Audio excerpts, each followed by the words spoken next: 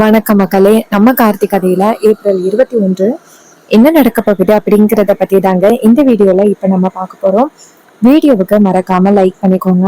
நீங்க லைக் பண்றது தான் எங்களுக்கு அடுத்து வீடியோ போடுறதுக்கு ரொம்ப ரொம்ப இன்ட்ரெஸ்டிங்கா இருக்கும். ஸோ மறக்காம லைக் பண்ணிட்டு இந்த வீடியோவை தொடர்ந்து பாருங்க. என்ன நடக்குது அப்படின்னு பாத்துக்கிட்டீங்கன்னா, நம்ம ஹீரோவும் மயிலும் சேர்ந்து கார்ல கிளம்புறாங்க. அப்ப ஹீரோ சொல்றாரு, அந்த வீட்டுல போய் பார்த்தப்ப அங்க எந்தவித ஒரு ப்ரூஃப் நமக்கு கிடைக்கவே இல்லை. இப்ப என்ன பண்றது அப்படின்னு யோசிச்சுக்கிட்டே ரெண்டு பேருமே கார்ல கிளம்புறாங்க. இன்னொரு பக்கம் நம்ம ஈஸ்வரியையும் நம்ம ரேவதியையும் அந்த செங்கல் சூளையில கொண்டு போய் வச்சிருக்காங்க. செங்கல் சூளையில அங்க வேலை பாக்குறவங்க என்ன சொல்றாங்கன்னா, இன்னும் கொஞ்ச நேரத்துல நம்ம இந்த செங்கல் சூளையை கொளுத்தணும், போயிட்டு நம்ம சாமி கும்பிட்டுட்டு அதுக்கப்புறம் இதை ஆரம்பிக்கலாம் அப்படின்ட்டு நேரா கொண்டுட்டு போறாங்க. கொண்டுட்டு போயிட்டு எல்லா பொருளையும் வச்சு சாமி கும்பிட ஆரம்பிக்கிறாங்க. ரொம்ப நல்லபடியா சாமி கும்பிட்டுக்கிட்டு இருக்காங்க. இன்னொரு பக்கம் அந்த வெள்ளைக்கார பாத்துக்கிட்டு இருக்கான். நம்ம நினைச்சது நிறைவேறிடுச்சு, இனிமே யாரு ட்ரை பண்ணாலும் என்னோட பிளானை தடுக்க முடியாது அப்படின்னு ரொம்ப ஹாப்பியா அவர் இருந்துகிட்டு இருக்காரு. இன்னொரு பக்கம் நம்ம ஹீரோவும் மயிலும் சேர்ந்து கார் எடுத்துட்டு வேகமா வராங்க. நம்ம எங்க போய் என்ன கண்டுபிடிக்கிறது அப்படின்னு. இன்னொரு பக்கம் அந்த வில்லன் ஹீரோயினோட கழுத்துல இருக்கிற அந்த செயினை கலட்டிடுறான். கலட்டிட்டு இது போதும், நமக்கு இந்த செயினை வச்சே நம்ம பல லட்சம் ரூபாய்க்கு தேத்திடலாம்.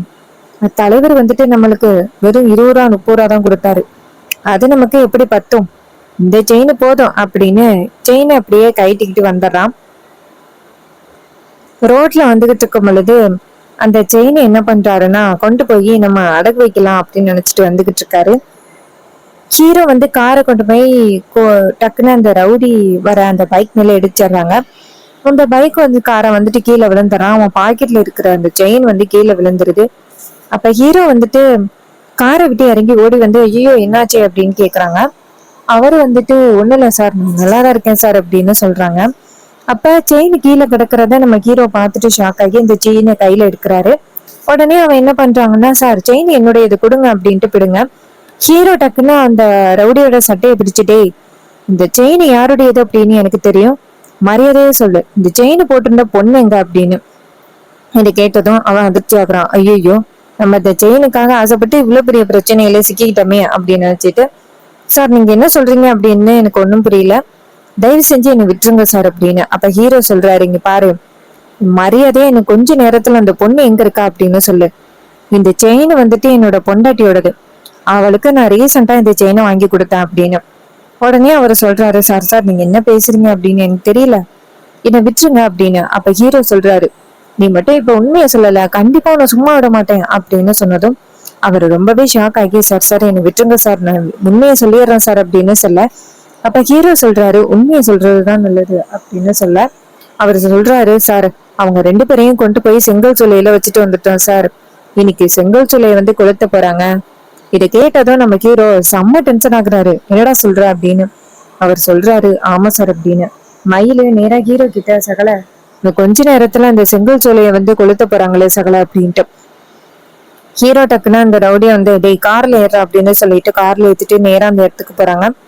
அங்க சாமி எல்லாம் கும்பிட்டுட்டு அந்த செங்கல் சோலையை கொளுத்துறதுக்காக போறாங்க. ஹீரோ டக்குன்னு ஓடி போய் தடுக்கிறாரு. ஒரு நிமிஷம் இருங்க அப்படின்னு. அவங்க எல்லாருமே திரும்பி பார்த்துட்டு, ஐயா என்னாச்சு, ஏன் நிறுத்த சொல்றீங்க அப்படின்னு கேட்க, ஹீரோ சொல்றாரு, இதுக்குள்ள 2 பேர் இருக்காங்க, அவங்கள காப்பாத்தணும் அப்படின்னு. இது கேட்டதும் அவங்க எல்லாருமே அதிர்ச்சி ஆகுறாங்க. என்ன சார் சொல்றீங்க, இதுக்குள்ள ஆள் இருக்காங்களா அப்படின்னு. அப்ப ஹீரோ சொல்றாரு, ஆமா ஆள் இருக்காங்க அப்படின்ட்டு போயிட்டு டக்குன்னு அந்த ரவுடிய பார்த்து, டேய் அவங்க 2 பேரையும் எங்க வச்ச சொல்லுடா அப்படின்னு சொன்னதும் அந்த ரவுடி போயிட்டு கரெக்டா ஒரு மட்டையை எடுக்கிறான். அதுக்குள்ள ரேவதியும் ஈஸ்வரியும் இருக்காங்க. அவங்கள பார்த்ததும் ரொம்பவே அதிர்ச்சி ஆகுறாங்க நம்ம ஹீரோ. அப்ப 2 பேரையும் கிளப்புறாங்க. ஆனா 2 பேருமே கிளம்பவே இல்லை. இத பார்த்துட்டு ஹீரோ ஷாக் ஆகுறாரு. அங்க வேலைக்கு வந்திருக்கிற பெண்கள் எல்லாருமே, ஐயா என்னையா அநியாயம் இது, இவங்க 2 பேரும் எப்படி இங்க வந்தாங்க, நாங்க இங்கதானே எல்லாத்தையும் நாங்க அடுக்கிட்டு இருந்தோம் அப்படின்னு. அப்ப ஒருத்தர் சொல்றாரு, அம்மா இந்த ஆள் இருக்கிறான்னு இந்த சார் கூட வந்திருக்கான்னு, அவன் தானே சொன்னான், இது மாதிரி 1000 ரூபாய் காசு கொடுக்குறாங்க, போய் வாங்கிட்டு வாங்கன்னு சொன்னால, அப்பதான் நம்ம போனோம், அந்த கேப்ல தான் இப்படி பண்ணிருப்பாங்க போல அப்படின்னு. அப்ப ஹீரோ சொல்றாரு, இங்க பாருங்க, நாங்க இவங்க 2 பேரையும் கொண்டுட்டு போறோம். மறுபடியும் ஒரு டைம் இது செக் பண்ணி பார்த்துட்டு இதுக்கப்புறம் வேலையை பாருங்க. உடனே அவங்க சொல்றாங்க, சரிங்க தம்பி, நாங்க எவ்வளவு பெரிய பாவம் பண்ண பார்த்தோம். அப்ப ஹீரோ சொல்றாரு, இங்க பாருங்க, உங்க யாரு மேலயும் எந்த தப்பும் இல்ல. இவனுங்க பண்ண வேலைக்கு நீங்க என்ன பேசுவீங்க, கவலைப்படாதீங்க அப்படின்னு சொல்லிட்டு ஹீரோ வந்துட்டு நேரா ஈஸ்வரியையும் ரேவதியையும் தூக்கிக்கிட்டு ஹாஸ்பிட்டல் போறாங்க. இன்னொரு பக்கம் அந்த ரவுடி வந்துட்டு ஹீரோ கிட்ட, சார் என்ன தயவு செஞ்சு விட்டுருங்க சார், காசுக்கா ஆசைப்பட்டு தான் சார் இப்படி பண்ணிட்டேன். ஹீரோ சொல்றாரு, இங்க பாரு, உன்னை யாரு இப்படி பண்ண சொன்னது அப்படிங்கிறத இன்னும் கொஞ்ச நேரத்துல என்கிட்ட சொல்ற அப்படின்ட்டு அவரு சொல்றாரு. சார் சார் என்னை விட்டுருங்க சார், அவனை கண்டிப்பா என்னால காட்டி கொடுக்க முடியாது சார். அப்படி நீ காட்டி கொடுத்தேன் அப்படின்னா கண்டிப்பா என்னை உயிரோட விட மாட்டான் சார். ஹீரோ சொல்றாரு, நீ வந்துட்டு தப்பிக்கணும் அப்படின்னு நினைச்சா அவனை காட்டி கொடுத்துதான் ஆகணும், இல்லைன்னா அதிகாரிங்க கிட்ட உன்னை கை காமிச்சிட்டு போய்கிட்டே இருப்பேன். இதை கேட்டதும் ரொம்பவே அதிர்ச்சி ஆகுறாரு அவரு. சார் அப்ப நான் சொல்றேன் சார் அப்படின்னு ஹீரோ சொல்றாரு. சொல்றதுதான் நல்லது அப்படின்னு சொல்லிட்டு நேரா அவனை பிடிச்சு வச்சிருக்காங்க. இன்னொரு பக்கம் ரேவதியையும் ஈஸ்வரையும் கொண்டு போய் ஹாஸ்பிட்டல்ல அட்மிட் பண்றாங்க. டாக்டர்ஸ் வந்துட்டு 2 பேரையும் பார்த்துட்டு, சார் இன்னும் கொஞ்ச நேரத்துல அவங்க மயக்கம் தெளிஞ்சிருவாங்க. எதனால அப்படி இருக்காங்க அப்படின்னா அவங்க தலையில வந்துட்டு யாரோ பயங்கரமா தாக்கியிருக்காங்க, அதனாலதான் அவங்க மயக்க போட்டிருக்காங்க. மற்றபடி அவங்களுக்கு எந்த பிரச்சனையும் இல்லை, நீங்க கவலைப்படாதீங்க சார் அப்படின்னு சொல்ல ஹீரோவும் சரி அவங்களுக்கு ட்ரீட்மெண்ட் பண்ணுங்க, எனக்கு ஒரு முக்கியமான வேலை இருக்கு, அவங்க ரிலேஷன் இன்னும் கொஞ்ச நேரத்துல இங்க வந்துருவாங்க, அவங்க ரிலேஷன் வந்ததோட அவங்க கூட அனுப்பி வைங்க அப்படின்னு சொல்ல அவரும் சரிங்க சார் அப்படிங்கிறாங்க. ஹீரோ நேரா ராஜாவுக்கு ஃபோன் பண்றாங்க. ராஜா ஃபோன் அட்டன் பண்ணி, மாப்பிள்ள என்னாச்சு, ரேவதியை கண்டுபிடிச்சிட்டீங்களா அப்படின்னு. அப்ப ஹீரோ சொல்றாரு, மாமா இங்க ரொம்ப பெரிய பிரச்சனை ஆகிடுச்சு, இந்த மாதிரி ரேவதியையும் அத்தையும் கொண்டாந்து செங்கல் சொல்லிய வச்சுட்டாங்க, நல்லவேளை கடைசி நேரத்துல போயிட்டு நான் அத்தையை வந்து காப்பாத்திட்டேன் அப்படின்னு. இதை கேட்டதும் ராஜா சொல்றாரு, இன்னமாப்புல இவ்வளவு பெரிய அநியாயம் நடந்திருக்கு. அப்ப ஹீரோ சொல்றாரு, மாமா 2 பேருமே ஹாஸ்பிட்டல்ல தான் அட்மிட் பண்ணிருக்கேன், நீங்க வந்தீங்கன்னா அவங்கள வந்து கூட்டிட்டு போகலாம். இதை கேட்டதும் அவரும் சரிங்க மாப்பிள்ள நான் வரேன் அப்படின்னு சொல்லிட்டு அவரு போனை கட் பண்ணிட்டு நேரா ரோகிணியை பார்த்து, அம்மாடி ரோகிணி, அவங்க 2 பேரையும் வந்துட்டு யாரோ செங்கல் சூளையில கொண்டு போய் வச்சுட்டாங்களா, மாப்பிள்ள அவங்க 2 பேரையுமே காப்பாத்தி ஹாஸ்பிட்டல்ல கொண்டு போய் அட்மிட் பண்ணிட்டாராம். இதை கேட்டதும் நம்ம ரோகுக்கு செம்ம ஷாக்கிங்கா இருக்கு. என்னப்பா சொல்றீங்க, இவ்வளவு பெரிய பிரச்சனையில அவங்க மாட்டிக்கிட்டாங்களா? அப்ப அவர் சொல்றாரு, ஆமாமா, இப்ப எப்படியாவது நம்ம போய் அவங்கள பாக்கணும், மாப்பிள்ளை இதுக்கு யாரு காரணம் அப்படிங்கிறத இன்னும் கொஞ்ச நேரத்துல கண்டுபிடிக்கிறேன் அப்படின்னு சொல்றாரு. இதை கேட்டதும் ரோகு சொல்றாங்க, அப்பா இவ்வளவு பெரிய வேலையை பண்ணவங்களுக்கு கண்டிப்பா நம்ம வந்து தண்டனையை கொடுத்துதான் ஆகணும் அப்படின்னு சொல்ல அவரும் ஆமாமா அப்படின்னு சொல்றாங்க. இன்னொரு பக்கம் 2 பேருமே சேர்ந்து ஹாஸ்பிட்டல் போறாங்க. அங்க போனதும் ஹீரோ நேரா அவங்க மாமாவை பார்த்து, மாமா அவங்க 2 பேரும் இன்னும் கொஞ்ச நேரத்துல நல்லபடியா கண் விழிச்சிருவாங்க அப்படின்னு சொல்றாங்க. நீங்க என்ன பண்றீங்கன்னா அவங்க 2 பேரையும் பத்திரமா பாத்துக்கிடுங்க, நான் இதுக்கு காரணமானவனை அதிகாரிங்க கிட்ட பிடிச்சு கொடுத்துட்டு வரேன் அப்படின்னு. இதை கேட்டதும் ராஜாவும் சரிங்க மாப்பிள்ள அப்படின்னு சொல்றாங்க. இன்னொரு பக்கம் நம்ம ஹீரோ என்ன பண்றாருன்னா நேரா மயில கூட்டிக்கிட்டு அந்த ரவுடியையும் கூட்டிக்கிட்டு, இங்க பாரு, இதுக்கு எவன் காரணமோ அவனை எங்க கண்ணு முன்னாடி காட்டு அப்படின்னு சொல்ல அவரும் சரி அப்படின்னு சொல்லிட்டு இங்க இருந்து கூட்டிட்டு போறாங்க. நேரா அந்த வெள்ளைக்காரனோட வீடு இருக்குல்ல அங்க போறாங்க. ஹீரோ அந்த வீட்டை பார்த்ததும் இது யார் வீடு அப்படின்னு சொல்ல அவரு சொல்றாரு, சார் இங்க உள்ள சாரதா சார் எங்களுக்கு வேலை கொடுத்தாரு. ஹீரோ சொல்றாரு, சரி காமி அப்படின்னு சொல்லி கூட்டிட்டு வராங்க. அங்க வந்துட்டு வெள்ளைக்காரன் இருக்கான். அவனை பார்த்ததும் அந்த ரவுடி சொல்றான், சார் இவர் தான் சார் வந்துட்டு உங்க மனைவியையும் ஈஸ்வரி மேடத்தையும் கொண்டு போய் அதுக்குள்ள வைக்க சொன்னது. இதை கேட்டதும் ஹீரோ செம்ம டென்ஷன் ஆகி அந்த வெள்ளைக்காரனோட சட்டையை பிடிச்சு, உனக்கு எவ்வளவு தைரியம் இருந்தா இப்படி ஒரு காரியத்தை பண்ணுவ அப்படின்னு சொல்லிட்டு வெள்ளைக்காரனை வெளுத்து கட்டி மயிலு சொல்றாரு, மாப்பிள்ள இந்த மாதிரி ஆளையெல்லாம் வெளியில விடுறது ரொம்பவே தப்பு, இவனை இப்பவே அதிகாரிங்க கிட்ட பிடிச்சு கொண்டு போய் கொடுக்கணும் மாப்பிள்ள அப்படின்னு சொல்ல ஹீரோவும் சரி அப்படின்னு சொல்லிட்டு நேரா அந்த வெள்ளைக்காரனை பிடிச்சு இழுத்துட்டு வராங்க. அந்த ரவுடியும் பிடிச்சு இழுத்துட்டு வந்து நேரா அதிகாரிங்க கிட்ட ஒப்படைக்கிறாங்க. அதிகாரிங்க ஹீரோவை பார்த்து, சார் என்னாச்சு சார், எதுக்கு வந்துட்டு இவரை இழுத்துட்டு வரீங்க?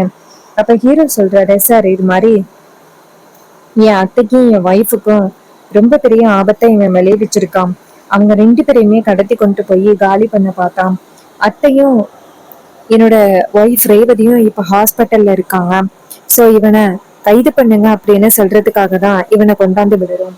இதை கேட்டதும் அவரு சொல்றாரு, சார் அவங்க 2 பேரும் வாக்குமூலம் கொடுத்தாதான் சார் சரியா இருக்கும்.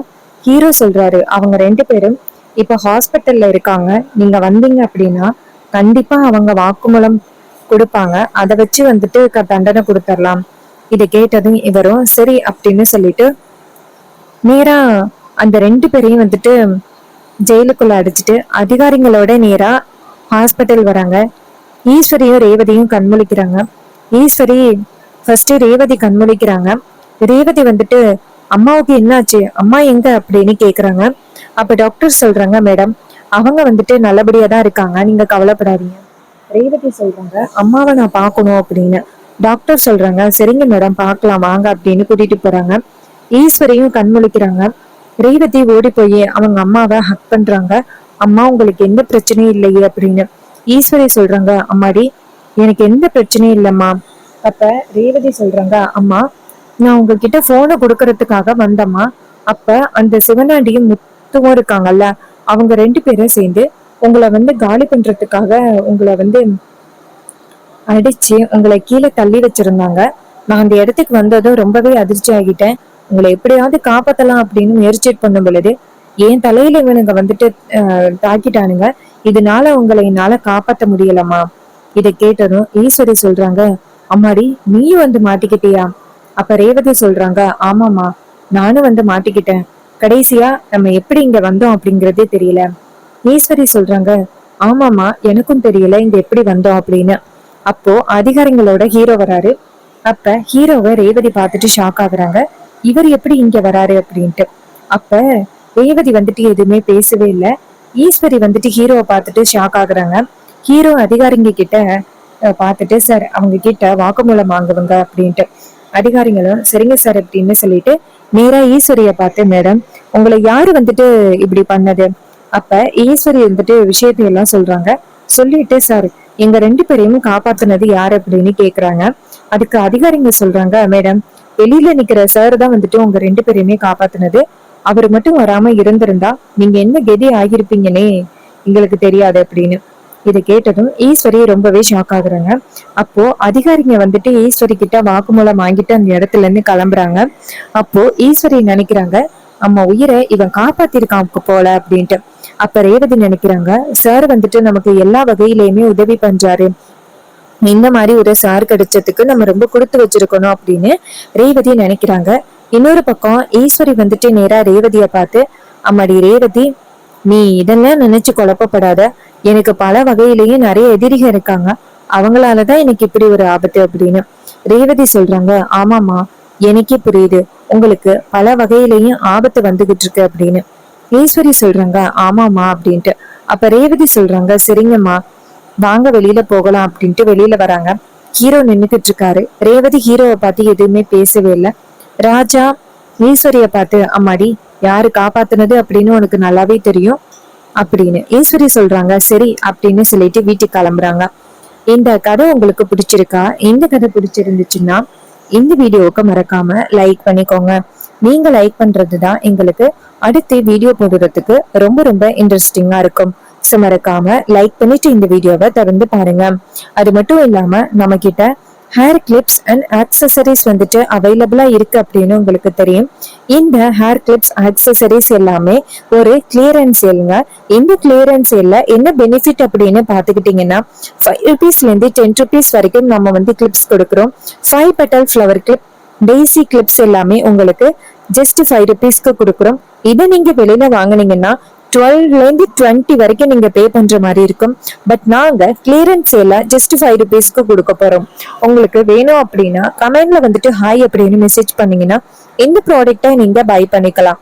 ஸோ இந்த ஆஃபரை மிஸ் பண்ணாதீங்க, சீக்கிரம் ஆர்டர் பிளேஸ் பண்ணிக்கோங்க. தேங்க்யூ ஃபார் வாட்சிங். நெக்ஸ்ட் வீடியோல பார்ப்போம்.